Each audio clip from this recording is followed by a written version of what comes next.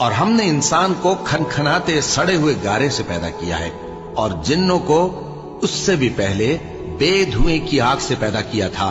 اور وہ وقت قابل ذکر ہے جب تمہارے پروردگار نے فرشتوں سے فرمایا تھا کہ میں کھنکھناتے سڑے ہوئے گارے سے بشر بنانے والا ہوں، بس جب میں اس کو درست کر لوں اور اس میں اپنی طرف سے روح پھونک دوں تو اس کے آگے سجدے میں گر پڑنا۔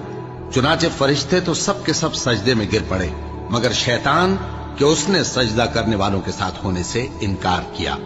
فرمایا اے ابلیس، تجھے کیا ہوا کہ تو سجدہ کرنے والوں میں شامل نہ ہوا؟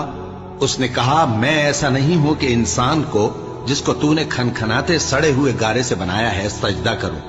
فرمایا یہاں سے نکل جا کہ اب تو مردود ہے اور تجھ پر قیامت کے دن تک لعنت برسے گی۔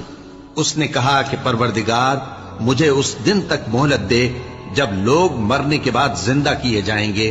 فرمایا اچھا، سو تجھے مہلت دی جاتی ہے وقت مقرر یعنی قیامت کے دن تک۔ اس نے کہا کہ پروردگار جیسا تو نے مجھے بھٹکا دیا ہے میں بھی زمین میں لوگوں کے لیے گناہوں کو آراستہ کر کے دکھاؤں گا اور سب کو بہکاؤں گا۔ ہاں ان میں جو تیرے خاص بندے ہیں ان پر میرا قابو چلنا مشکل ہے۔ فرمایا کہ مجھ تک پہنچنے کا یہی سیدھا رستہ ہے، جو میرے خاص بندے ہیں ان پر تجھے کچھ قدرت نہیں کہ ان کو گناہ میں ڈال سکے۔ ہاں بد راہوں میں سے جو تیرے پیچھے چل پڑے، اور ان سب کے وعدے کی جگہ جہنم ہے۔ اس کے 7 دروازے ہیں، ہر ایک دروازے کے لیے ان میں سے الگ الگ حصہ ہے۔ جو متقی ہیں وہ باغوں اور چشموں میں ہوں گے۔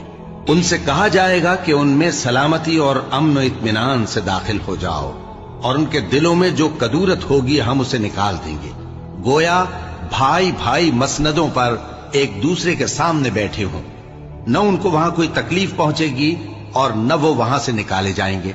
اے پیغمبر میرے بندوں کو بتا دو کہ میں بڑا بخشنے والا ہوں، بڑا مہربان ہوں، اور یہ کہ میرا عذاب بھی درد دینے والا عذاب ہے۔